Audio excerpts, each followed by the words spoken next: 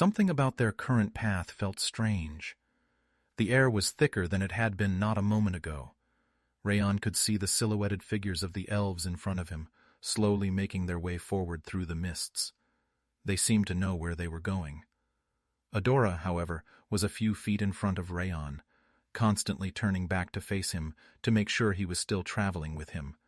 He moved towards the left, where the bridge began to rise into what looked like its edge. "Don't," Adora suddenly exclaimed. "Do not look over the edge." Rian stopped suddenly and stared at the elf. "Why not?" he asked. Adora looked towards the direction he had been traveling, and then back to him. "The waters, they're not quite right." Rian did not reply, but he was more than willing to trust her currently, since she was the one helping lead him through the mists. As he continued blindly following, he could hear peculiar sounds coming from behind him, a cacophony of horses whinnying, the clashing of steel and an odd sound of growls and roars, as if some form of beasts had just joined the fray. He tried not to focus on what was behind him, but on what lay in front. "We need to find Garth," he spoke aloud. Adora nodded in agreement. The sounds being heard from them were fading fast, faster than normally would. They weren't walking at a fast pace, but Rian felt that for the distance they had traveled so far, sounds from the battle should still be heard quite prominently. It eventually came to a point where he could hear absolutely nothing. Nothing but the occasional lapping of the water that was beneath the bridge, and the occasional chatter between the elves. The group of elves in front suddenly halted. Something caught their attention. Just like before, 3 looming figures stood quite a few feet away from them, seemingly standing still and staring blankly towards them. Adora held out her hand for Rian to stop moving. "What are they?" Rian whispered. "Not what," Adora said back. "Who?" She knew something about these opposing figures. It was clear she was not afraid, but wary. Were they guiding them somewhere? There was a noise ahead, deep within the mists once again. As soon as it was heard, the figures mysteriously vanished again. It sounded like a muffled scream that traveled through the air towards them. "What was that?" said one of the elves in front. No one saw it coming. From the corner of his eyes, Rian saw one of the elves tumble to the ground and another jump backwards. Someone had charged past them and was now running in the opposite direction from where they were headed. The person let out another scream before getting grabbed mid-run by Adora. She swept her leg between his and took him to the stone ground with a thud. The person let out a gasp as the air left his body, but it seemed to calm them down. Rian ran towards the altercation and stood over the pair that were tangled on the ground. "Garth!" Something possessed the young soldier, desperately trying to escape Adora's grasp. He was clawing at the stony ground, attempting to drag himself away, but to no avail. Rian knelt and took him by the shoulders, turning Garth to face him. "Garth, it's me, Rian. Are you okay?" He did not respond. His breath was catching in his throat, and his brow was drenched in sweat. Adora positioned herself so that her hands held Garth's behind his body. "Calm yourself. You are among friends," she said calmly to him. His breathing slowed, and soon he returned to himself and looked up at Rian. "Sir, I'm sorry for going on ahead," Garth said somberly. "I told you not to call me that," replied Rian, smiling at Garth. In truth, he was just happy to see a familiar face and that his friend was safe. At first glance, there seemed to be nothing physically wrong with him, no injuries or signs of trauma. Eventually, they all got back onto their feet and gathered around one another, the other elves taking places around them to keep watch. "Garth, look at me. What happened up there?" Rian asked. Garth reluctantly turned back to face the way he had just come from. In his eyes, Rian could see sheer terror. "We crossed the bridge. Well, we crossed something. I don't know. There's something about this place that is off." Adora and Rian looked at each other. There were people. Tall, thin people. Some of the men suddenly turned and fled. "I thought I'd have seen some of them as I ran back. Did you guys?" Garth asked, looking at them. They both shook their heads. No one had run past them once they arrived on the bridge, and to what Rian could see, there was only one way to go. "What else?" Rian questioned. "Well, us that kept on marching, we could hear people screaming, begging for help. I swear there were voices in the mist, of women, even children." "What did the voices say?" asked Adora. We couldn't hear them properly, but it sounded like cries for help. One of the voices knew my name. He put his head in his hands and swayed. Adora turned to face the direction in which they were heading and stared longingly ahead. Rian caught this. "What's up ahead, don't you?" he asked her. She let out a sigh and turned her gaze back on Garth, looking him over for any signs of injury. "My people call it the Bone Wastes." The name sent a chill down Rian's spine, and it made Garth wince in fear. "It is a desolate land, stretching for at least a mile, a land of death and decay, a land where the spirits of our people still haunt it to this very day."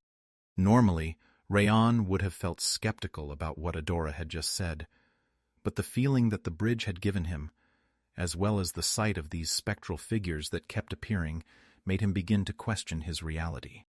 Rian looked along the length of the bridge. For a moment he contemplated going back the way they came.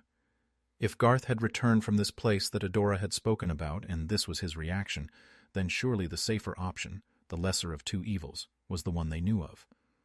Adora could see Rian pondering something. "No, we cannot go back," she exclaimed. "But what about what lies ahead? Adora, look at him." They both looked intently at Garth, who was now suddenly transfixed on the northern side of the bridge where they had come from.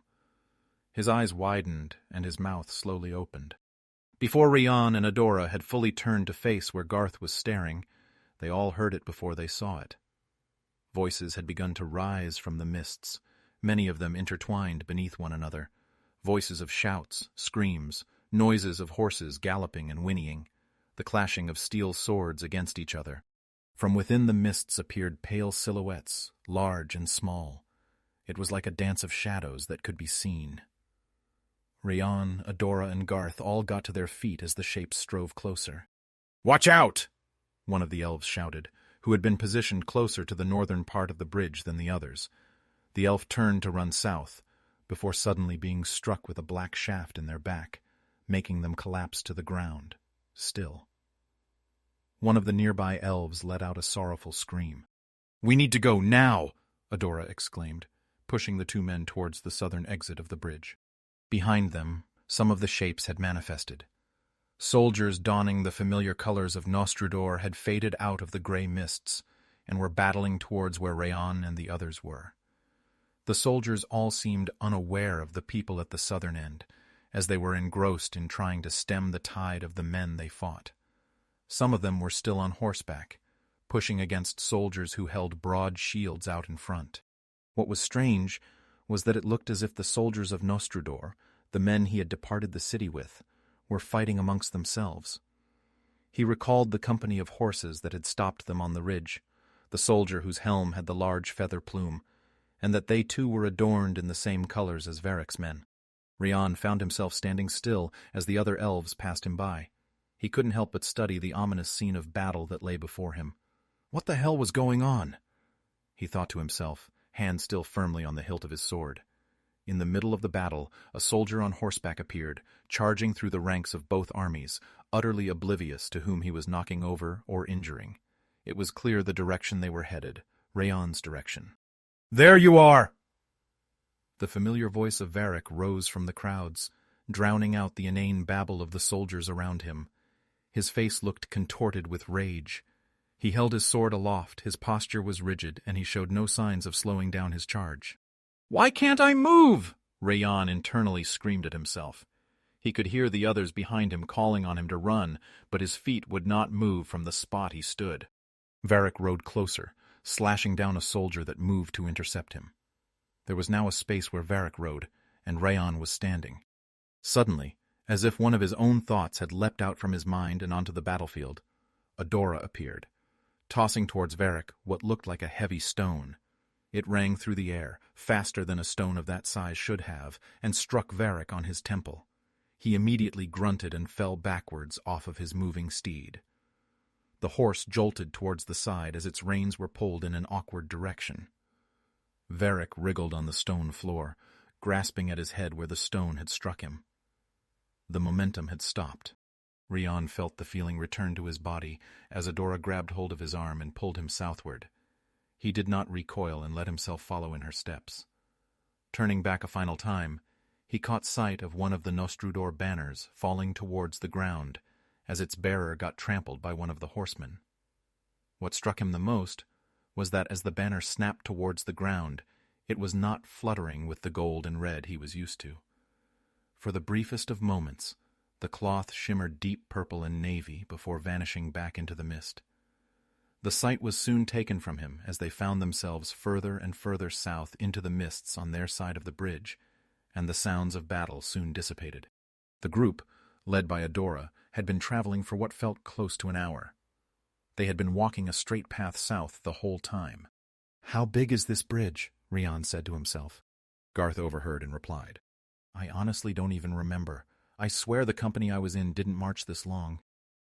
He suddenly cut himself off. "The men!" he yelled, bolting on ahead a few paces. He was swiftly stopped by Adora. "Stop. If you were the only one to return, then I fear the worst for them," she replied. Adora let out a small laugh. "You still don't see, do you?" Rian was unsure whether this was directed towards Garth or himself. Towering stone columns began to appear from the tops of the mist, gradually bending in on themselves from the weight of the years. The mists, too, began to soften, and color began to return to the world ahead. "We are almost out," Adora said. Rian had not noticed that the ground he was walking on was softer now than it had been moments ago. He looked down, and through a thin veil of mist, he could see dirt and what felt like a rockier terrain. Garth was a few steps ahead of him and suddenly fell to his knees. He was holding something in his hands, a helmet. Adora and Rian both strode up to him. "This was one of theirs," Garth said somberly. He rolled the Nostrudor helmet within his hands, and a flash of red appeared where the eye slit in the helmet was. Blood. "What happened to your company once you passed the bridge?" Rian questioned. Garth stood up, still holding the bloodied helm. There was an overwhelming sense of dread. "Well, that's what the men told me, before they all suddenly got pulled into the mists one by one." "Pulled?" Rian replied, questioning Garth's choice of words. "Yes, I swear something pulled the men in. I heard one of the men shout something about water, but I didn't assume he meant anything in particular." Adora was facing where they had just exited the bridge. "We shouldn't linger here," she spoke. Garth nodded and placed the helmet on the ground. Rian could still not fully see in any direction. The mist had begun to dissipate, but nothing stood out. There were no trees or rocks, no more stone structures, just a bland and rough ground in all directions. But Adora and the elves continued to walk in their chosen direction. Why weren't they telling him of their destination? Did they really know where they were going, or were they improvising? Rian took up a steady run, past Garth and to where Adora was leading.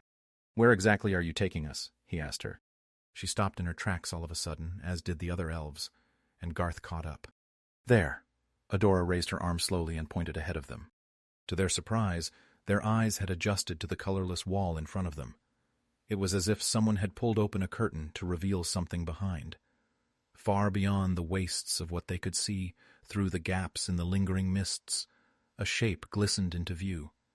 Vast and impossible it seemed, as it rose towards the clouds. It felt beautiful, almost ethereal to Rian. It was obvious in the overwhelming reactions of the elves, who had let out simultaneous screeches of pure joy, that this was exactly what they had hoped to see. Garth began to take a few steps ahead. "I know this place," he said suddenly. Adora put a hand on his shoulder. Rian suddenly felt slightly isolated. The elves seemed to recall this grand structure ahead of them. Adora certainly did, and now even Garth, for whatever reason, had seemed to recall a distant memory, but not himself. The cheers of the elves rang across the wastes. Garth stared ahead in wonder, and even Adora looked relieved. But Rian alone felt nothing.